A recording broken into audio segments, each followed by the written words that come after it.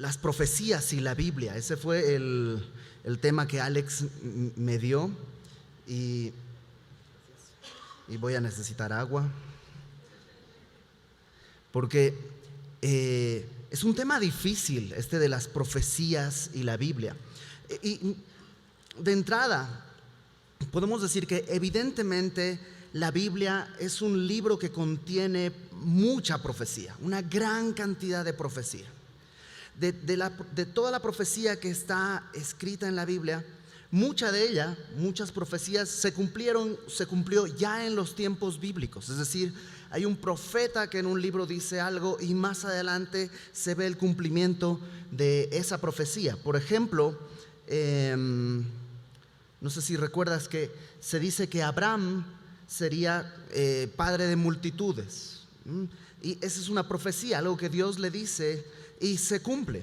Y le dice que su descendencia sería esclava en Egipto, y eso se cumple, y que estarían como esclavos por un tiempo y luego regresarían a la tierra prometida, y se cumple. Entonces hay mucha de la profecía que nomás si tú sigues leyendo más adelante la ves cumplida y hecha real. Hay otras profecías que se cumplieron después de que se cerró el canon, cosas que estaban dichas y que se cumplieron mucho tiempo después de que se cerró el canon y que para nosotros ya es historia y podemos ver atrás. Y pienso, por ejemplo, en muchas de las cosas que Daniel describió que sucedieron después de que el Antiguo Testamento se había cerrado, y para cuando el Nuevo Testamento está escribiéndose, ya eso es historia y para nosotros también es historia. Dentro de los tipos de profecía que tenemos en la palabra, hay básicamente dos estilos de profecía. Uno es cuando un profeta declara algo de parte de Dios, ¿no? Y dice, el Señor dice esto o algo así, y simplemente entrega un mensaje. Un ejemplo que me viene a la mente muy sencillo o muy claro es, por ejemplo, Ezequiel 37. Ezequiel 37 es este capítulo del Valle de los Huesos Secos, que seguramente conoces, y cómo esos huesos vuelven a unirse, y luego que están unidos empieza a subir carne y tendones, y luego se convierten en un ejército, y luego viene vida. Y básicamente lo que Dios le dice a Ezequiel, que ese es un símbolo del pueblo de Israel, que va a resurgir, que va a volver a vivir. Luego le dice que agarre dos palos, ¿no? Que los junte y los amarre, porque los dos reinos, el reino del sur y el reino del norte, ahora van a ser una sola nación. Y eso es un profeta entregando un mensaje así, simplemente. Es muy claro lo que Dios le dijo y lo que está presentando. Y ese ejemplo, Ezequiel 37, lo podemos ver cumplido el día de hoy. Israel es una sola nación y ha vuelto a vivir después de aproximadamente 2000 años de haber dejado de existir como nación, vuelve a resurgir, y ahí tienes una profecía y un cumplimiento. Pero hay otro tipo de profecía, que es cuando no hay un mensaje dado en el sentido de Dios dice esto, sino que el protagonista de esta profecía no se da cuenta que su vida está siendo una profecía, que las cosas que le están sucediendo en sí mismas están profetizando algo que Dios quiere dejar registrado, y algo que Dios quiere ilustrar sobre algo que Él va a hablar más adelante. El ejemplo más claro que tengo de esto y que recuerdo es Génesis capítulo 22. Yo estoy seguro que lo recuerdas, y si no, pues rápidamente pues vamos a revisarlo. No voy a leer todo el capítulo, ni mucho menos, solamente algunos fragmentos. En Génesis capítulo 22 tenemos a Abraham recibiendo de parte de Dios una tarea que es por demás difícil, y le dice Abraham que toma a tu hijo, a Isaac, a quien amas, y ve y sacrifícalo. Entonces el contexto es un padre yendo a sacrificar a su hijo. Y hay algunos elementos en esta narración que hacen que sea por lo menos sospechosa toda la narración de que alguien que está fuera de la esfera del tiempo está dirigiendo todo. Evidentemente, un padre ofreciendo a su hijo está prefigurando lo que va a suceder en el Calvario, en el que tenemos a un padre en el cielo entregando a su hijo por nosotros en la cruz. Por ejemplo, en el versículo 4 de ahí de Génesis 22, dice que Abraham al tercer día alzó sus ojos y vio el lugar de lejos, y entonces, hay 3 días de camino en el que Abraham va con su hijo. Al tercer día abre los ojos y ve el lugar, y entonces se dirige a sacrificarlo. Le dice a los demás: espérenme, el niño y yo iremos, adoraremos y luego regresaremos. Y el escritor de Hebreos nos dice que en el corazón de Abraham él ya había sacrificado a su hijo. El escritor de Hebreos dice que Abraham recibió de los muertos a su hijo. Digámoslo de esta manera: por 3 días Abraham ya había sacrificado a su hijo. Y cuando sucede todo esto, que es en el tercer día, recibe a su hijo de entre los muertos, dice el escritor de Hebreos. Y otra vez tú dices, ¿por qué es sospechoso? El tercer día, resucitado al tercer día. Demasiadas coincidencias. Abraham probablemente no tiene ni idea de lo que está haciendo. No sabe que está siendo escrito esto como un ejemplo profético. En el versículo 8, cuando, además Isaac sube con el instrumento para su sacrificio, sube cargado sobre su hombro, así como nuestro Señor Jesús cargó su propia cruz. En el versículo 8 Isaac le pregunta a Abraham: papá, ¿dónde está el cordero para el sacrificio? Y en el verso 8 le contesta Abraham diciéndole: Dios se proveerá de cordero. Y otra vez, es como otra, ¿por qué utiliza esa frase, Dios se proveerá? Que cuando la vuelves a leer desde adelante, 2000 años después, dices, claro, Dios se proveyó a sí mismo como el cordero, no acá. Porque además en la narración lo que encuentran luego es un carnero, no un cordero. El cordero vendrá unos cuantos miles de años después. En el verso 19, después de que Dios detiene a Abraham, está por sacrificar a su hijo, le dice: ¿sabes qué? Espera, no lo hagas. Y le muestra que hay un carnero y todo esto.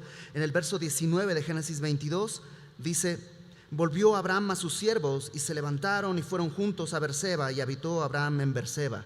Y tú dices, volvió Abraham, ¿y dónde está Isaac? Bueno, se entiende que Isaac regresó también, pero el que escribió esto no lo menciona. ¿Por qué? Porque evidentemente sigue prefigurando toda esta profecía. Después de la cruz, el Señor Jesucristo ascendió al cielo. Y así como de este monte no desciende, entre comillas, Isaac, así nuestro Señor Jesucristo ascendió ahora al cielo. Y viene el capítulo siguiente, en el capítulo 23, ¿qué es lo que tenemos narrado? La muerte de Sara, la esposa de Abraham.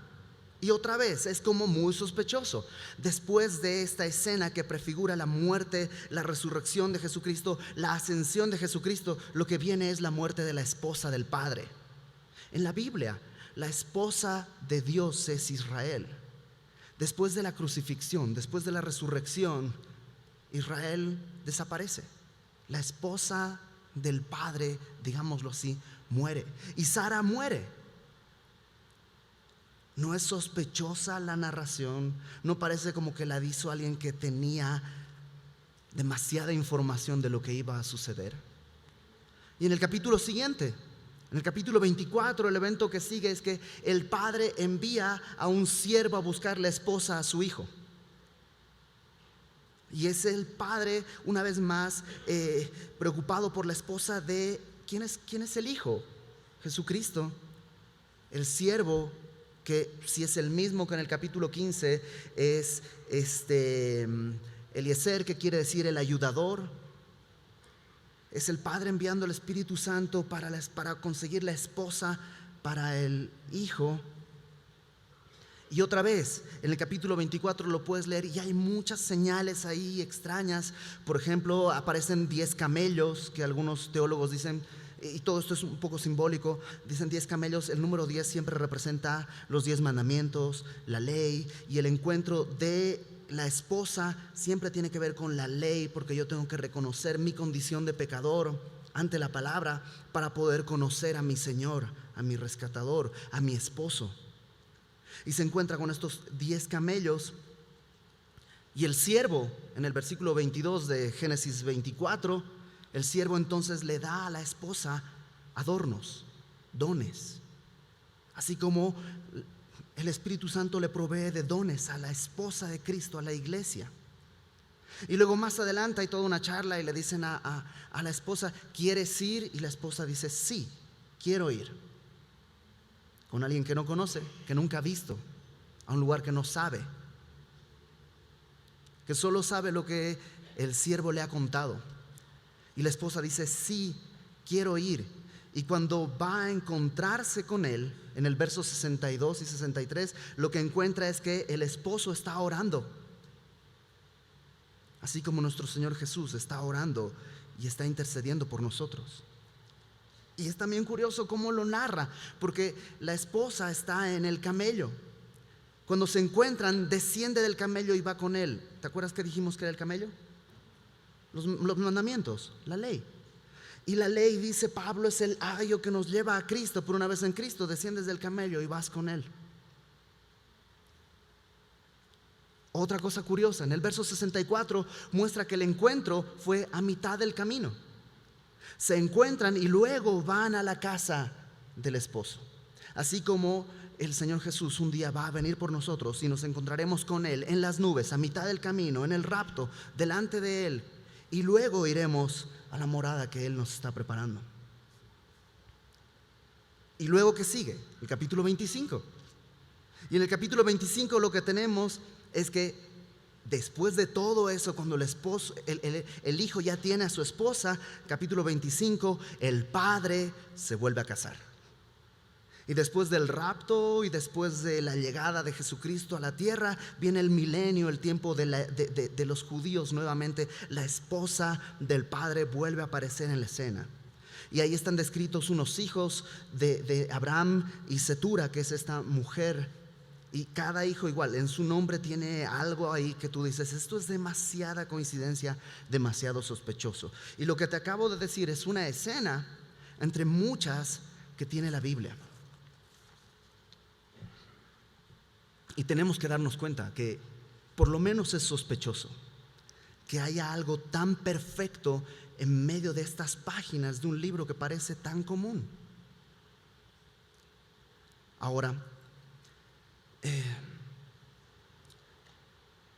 muchas veces se ha tomado todo este asunto de las profecías como una prueba de que el texto que tenemos es divino.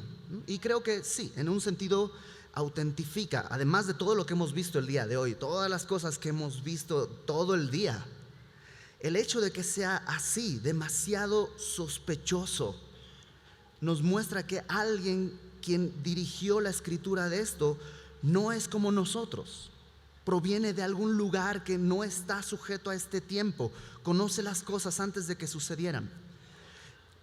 Y a ese respecto, déjame recomendarte un libro, no voy a entrar en este tipo de cosas. Un libro se llama Evidencia que exige un veredicto, de Josh McDowell. Evidencia que exige un veredicto.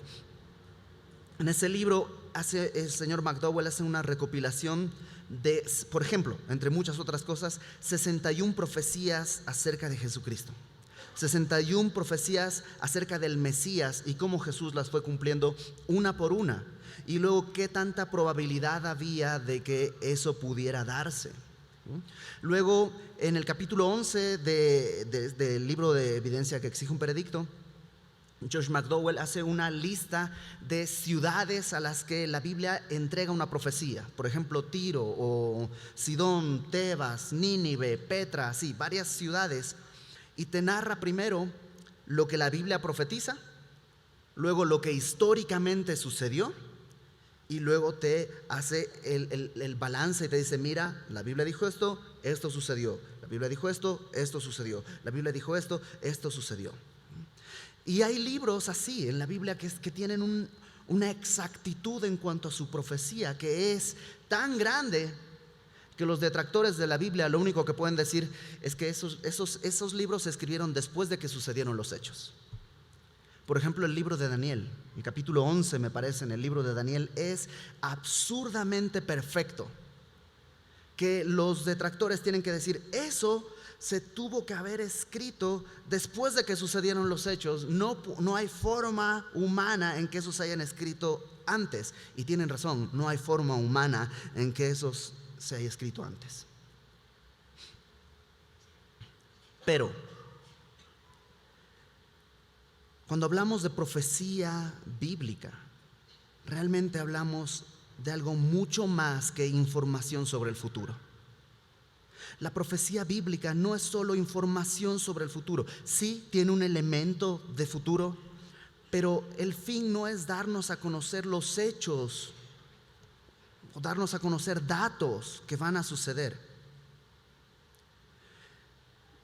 Te voy a platicar mi caso, y este soy yo. Cuando Alex me dio el tema y empecé a platicar con él y a pensarle y todo, llegué un poco frustrado con él porque yo pensaba que él tenía en mente una cosa y yo estaba seguro que no iba a poder darle eso que él quería para esta conferencia. De hecho le dije, pues predícala tú, ya predicaste 2, que prediques 3 veces, pues. ¿Por qué?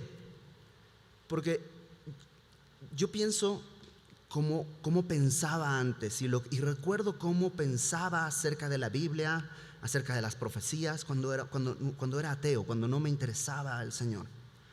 Y en mi caso en particular, yo leí algún libro acerca de las profecías de la Biblia y cómo la Biblia decía esto y se cumplió, y la Biblia decía esto y se cumplió, y la Biblia decía esto y se cumplió. Lo leí y dije, interesante, pero inútil. ¿Por qué? Porque de entrada yo no tengo cómo comprobarlo. De entrada yo no tengo cómo comprobar que efectivamente eso sucedió. Cuando te dicen, no, la probabilidad de que Jesucristo se cumpliera estas profecías es del 0.000002% y bla, bla, bla, no tengo forma de comprobarlo. No sé hacer esos cálculos, tengo que creerle a alguien. Cuando me hablan de que no, Tiro realmente sucedió así y ahora realmente es un lugar donde los pescadores tienden sus redes como estaba profetizado en la Biblia, no tengo forma de comprobarlo. Ni siquiera en Google Maps, créeme, lo he intentado. No tengo forma de comprobar esos argumentos. Al final de cuentas, yo pensaba, si se trata de información sobre el futuro, Nostradamus también tiene. Si se trata de información sobre el futuro, Leonardo da Vinci también tiene. Y alcanzó a ver Leonardo da Vinci inventos que iban a ser útiles, alcanzó a ver ciertas cosas que se iban a desarrollar. O sea, hasta Julio Verne tiene información acerca del futuro en sus libros. Y cuando llegamos a la luna y lees la narración de cómo se llegó a la luna y cómo estaba narrado en el libro de Julio Verne, dices, oye, pues realmente no es tan difícil, hasta podríamos con un poco de esfuerzo emparejarlos y emparentarlos. Ojo, no estoy diciendo que estos libros son semejantes en algún sentido a la Biblia, porque ya escuchamos todo lo anterior el día de hoy. Pero si solo se tratara de predicción, si solo se tratara de dar un dato del futuro y que ese dato sea real, a mí no me convencía. Y no me convenció nunca. A lo mejor era demasiado escéptico. Tal vez a otros sí, a mí no me convenció nunca. Pero hay algo que sí sucedió y eso me cambió la vida. Y de eso es de lo que yo puedo hablarte realmente. Y de eso es de lo que quisiera hablarte. Cuando hablamos de profecía en la Biblia, cada profecía suele tener un cumplimiento inmediato.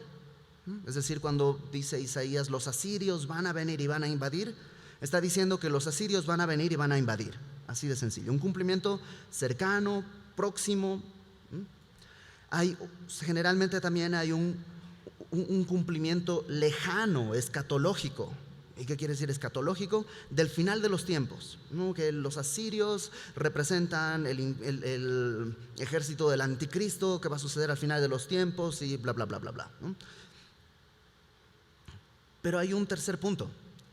que la profecía también tiene un asunto personal, individual en la vida del creyente.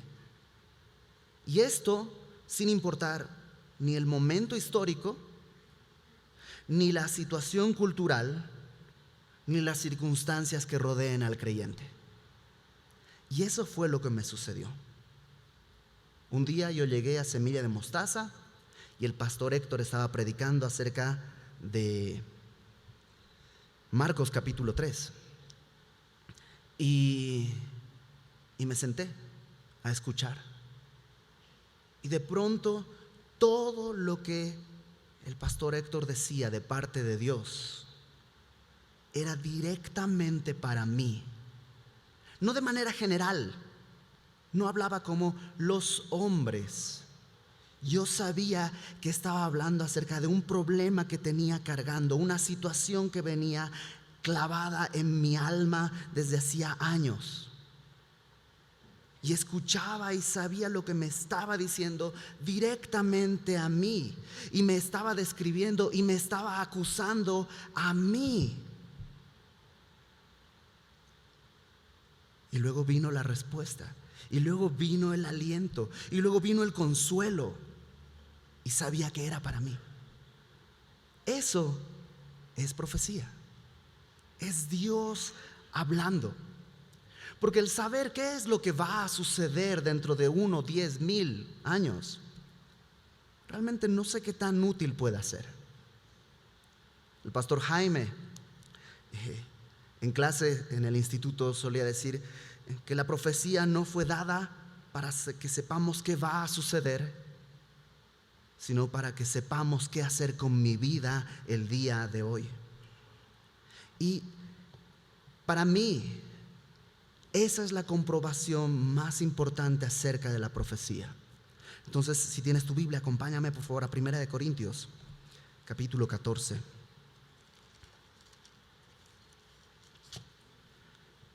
Porque creo firmemente y sinceramente que este es el punto más alto de la profecía. Dice en 1 Corintios capítulo 14, versículo 3. Pero el que profetiza habla a los hombres para edificación, exhortación y consolación.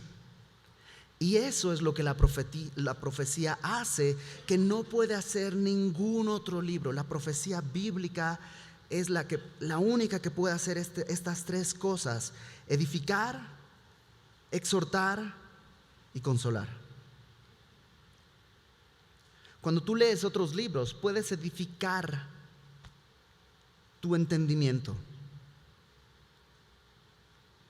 pero no puedes edificar tu fe. Solo la profecía, y cuando hablamos de la profecía, estamos hablando de la palabra de Dios. El pastor Héctor definía que la profecía es declarar la verdad. Y cuando el pastor Fermín, desde este púlpito, semana a semana, abre la Biblia, está declarando la verdad. Está diciendo: esto es cierto, esto es lo que Dios dice. Está declarando la verdad. Y dime si no ha sido edificada tu fe al salir de una reunión en la que la palabra de Dios está siendo expuesta. De pronto vienes con la fe tambaleante y alguien te profetiza.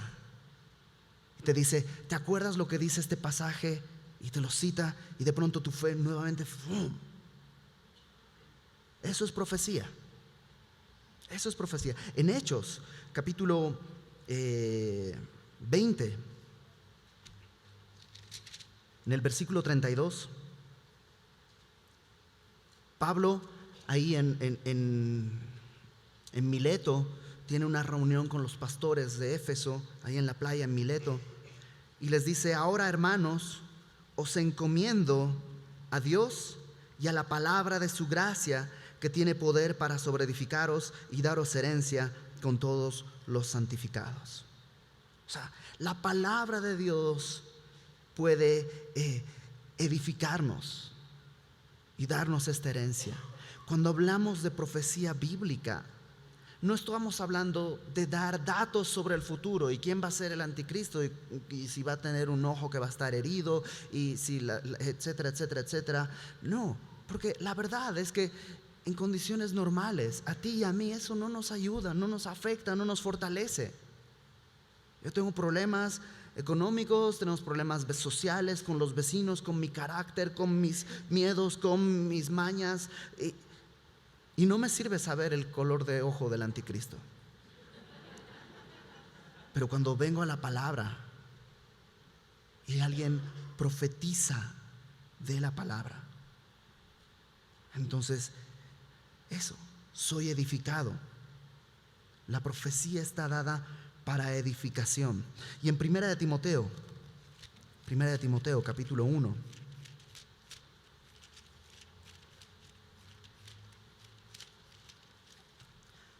Pablo da esta advertencia en el versículo 3. 1 Timoteo 1, versículo 3 dice: como te rogué que te quedases en Éfeso cuando fui a Macedonia, para que mandases a algunos que no enseñen diferente doctrina, ni presten atención a fábulas y genealogías interminables que acarrean disputas, más bien que edificación de Dios que es por fe. Así te encargo ahora. Fábulas, genealogías, historias, leyendas, mitos, datos, eso no edifica. La edificación es por fe. Y la fe, Romanos 10, 17 dice que es por el oír, por la palabra de Dios.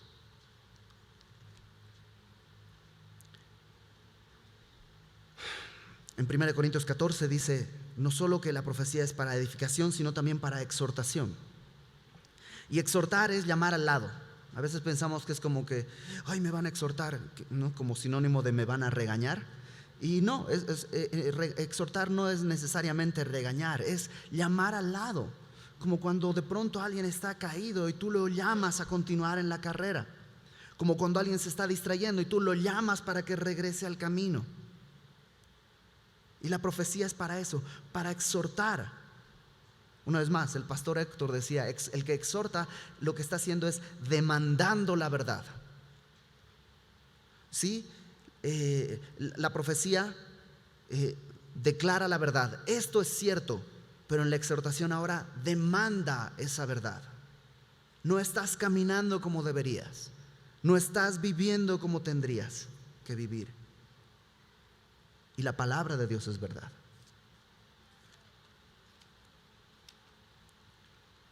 Si te das cuenta cómo la profecía no es algo tan lejano, sino realmente distante, realmente cercano, realmente nuestro, algo que sucede todas las mañanas cuando abres tu Biblia. Hay profecía que está siendo vertida sobre tu vida. Está Dios declarándote la verdad y está Dios demandándote la verdad. Dice 2 de Pedro capítulo 3, amados, capítulo 3 versículo 1, amados, esta es la segunda carta que os escribo, y en ambas despierto con exhortación vuestro limpio entendimiento, para que tengáis memoria de las palabras que antes han sido dichas por los santos profetas y del mandamiento del Señor y Salvador dado por vuestros apóstoles. O sea, eso, tener memoria de lo que ha sido dicho y que está aquí en la palabra. Y eso es para despertarme, para caminar, exhortándome. Por último, dijimos que la profecía es para edificación, exhortación y consolación.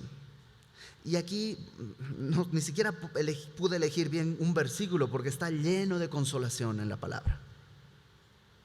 ¿Nunca has venido con el corazón roto a la iglesia? Y el pastor desde el púlpito abre la Biblia y empieza a profetizar. Y profetizar otra vez, no estoy hablando de decir cosas que van a suceder y que el dólar y la economía y no, sino abre la palabra y empieza a declarar la verdad de Dios, como no se puede hacer con ningún otro libro, como solo lo puede hacer la palabra. Y en una historia que a lo mejor no tiene nada que ver contigo, de pronto todo tiene que ver contigo. Y Dios te habla, edifica, te exhorta y te consuela. Y terminando la enseñanza, no ha cambiado nada. El mismo problema sigue ahí. El mismo colmillo todavía está en tu garganta, pero a la vez todo es distinto porque has sido consolado. Sabes que hay una esperanza, sabes que hay un propósito. Eso no lo puede hacer ningún otro libro que no sea la Biblia. Solo la Biblia puede profetizar eso. Yo he visto varios ejemplos. Déjame contarte algunos ejemplos. Una vez estábamos con un amigo que estaba pasando por una situación difícil y estaba ya medio desesperado este amigo, y alguien le profetizó. Abrió la Biblia y le dijo: mira lo que dice el Salmo 40. Abrió el Salmo 40 y leyó: pacientemente esperé a Jehová y se inclinó a mí y oyó mi clamor y me hizo sacar del pozo de la desesperación, del lodo cenagoso. Puso mis pies sobre peña y enderezó mis pasos. Puso luego en mi boca cántico nuevo, alabanza a nuestro Dios. Verán esto muchos y temerán y confiarán en Jehová. Y después de escuchar esto, mi amigo dijo: ok, pacientemente tengo que esperar. Estoy en el lodo cenagoso, pero Él se va a inclinar y me va a sacar del pozo de la desesperación y me va a poner sobre roca. Y para cuando está pensando eso, ya sabe que Él ya está sobre una roca firme. Y que en su boca el día de hoy, a pesar de todo, hay un cántico nuevo, un cántico de alabanza. Y que muchos alrededor pueden decir: tu situación está terrible, pero estás alabando a Dios. ¿Por qué? ¿Qué pasa? Y muchos temerán y confiarán en Jehová. Y no ha cambiado nada, pero a la vez todo es distinto. Solo la palabra puede hacer esto. Solo la palabra puede hacer esto. Tenemos la palabra profética más segura. Cuando hablamos de la profecía y la Biblia, no hablamos de cosas de conocer historia y conocer qué va a suceder. Hablamos de lo que sucede cada momento que tú dejas que esto, que ya hemos visto cómo es inspirado por Dios, ya hemos visto cómo ya vimos todo eso, pero ahora necesitas beberlo y cada mañana venir y decir: Dios, me conoces, sabes lo que estoy viviendo, mi vida no te es indiferente. Mis dolores no los ves como se le va a pasar. Al final de cuentas, la vida es como neblina que aparece y desaparece. No le va a durar, no pasa nada. No, Dios se interesa por mí y quiere edificar mi fe, quiere exhortarme, quiere consolarme para que entonces Él sea glorificado.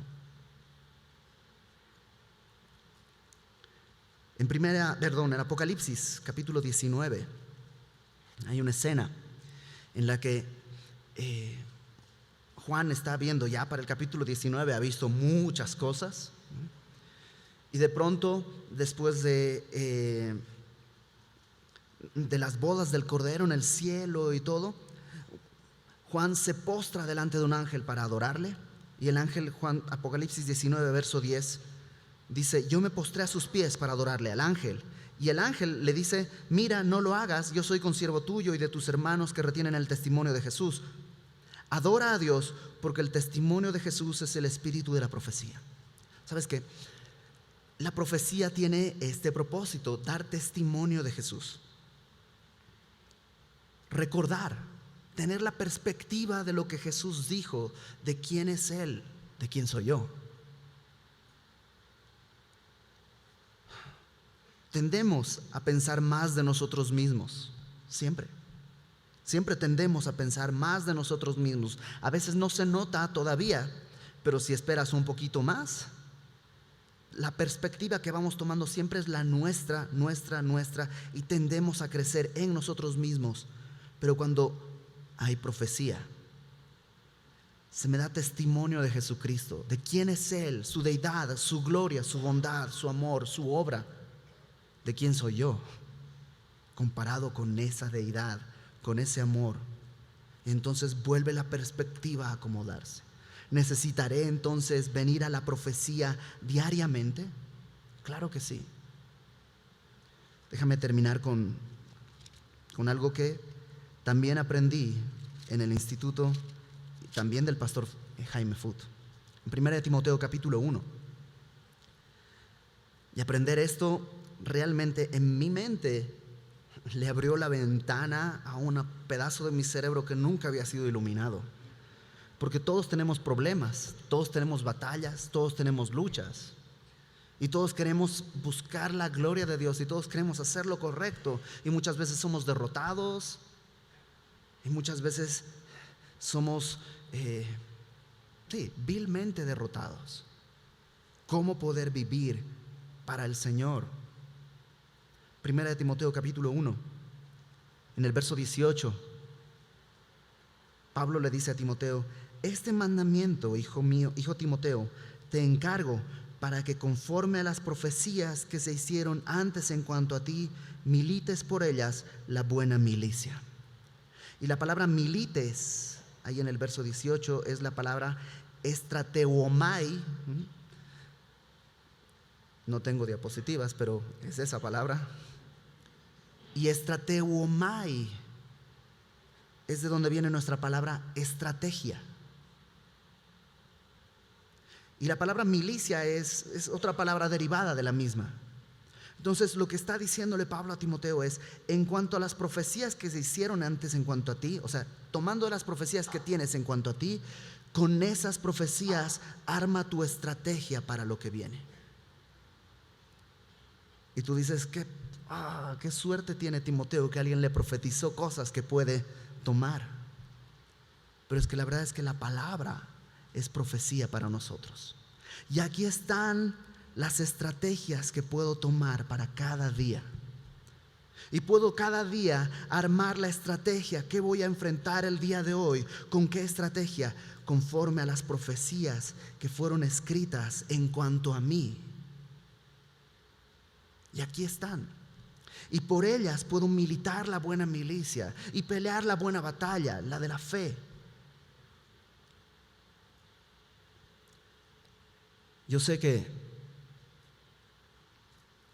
nadie lo puede entender hasta que lo ha vivido. Hasta que en verdad, leyendo tu Biblia, un día escuchaste que esto era para ti. Más que información, más que datos. Cuando vienes acá y dices: esto es lo que yo necesitaba, porque me estaba muriendo desconsolado y ahora he recibido consuelo. Esto es lo que yo necesitaba porque me estaba desviando, estaba ya estrellándome contra todo, pero esto me muestra, enciende la luz, me vuelve el camino. Cuando volteas atrás y dices: esta prueba no la hubiera superado si no fuera porque Dios ha edificado mi fe. Y eso es con la profecía que tenemos de pasta a pasta en nuestra Biblia. Entonces, ¿qué hacer? Arma tu estrategia día con día, conforme a las profecías que se hicieron antes en cuanto a ti. Arma tu estrategia para la batalla que tienes. Vamos a orar. Señor,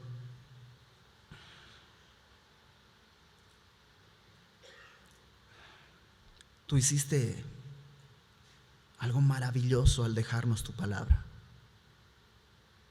conociendo nuestros problemas, nuestras debilidades. Tú dejaste tu palabra para que como profecía se vierta sobre nosotros día con día.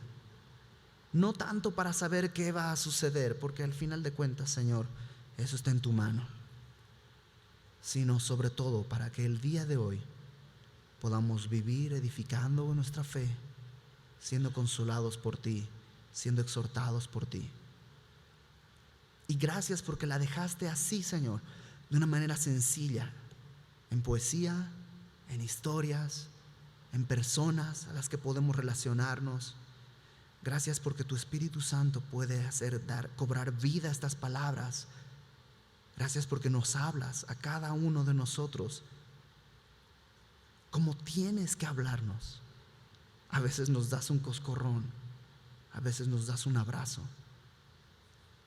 Ayúdanos ahora, Señor, a no tener una conferencia más en nuestra colección, sino a tener sed de esta tu palabra, a venir a ella, a ser transformados por tu palabra para que tu gloria no encuentre estorbo en nuestras vidas y brille y brillemos como luminares en este siglo oscuro. Ten misericordia de nosotros, Señor, porque si tú no haces la obra en nosotros, no tenemos esperanza. Pero venimos a ti confiados en que tú nos dejaste tu palabra precisamente para poder hacer eso, para edificarnos, para exhortarnos y consolarnos.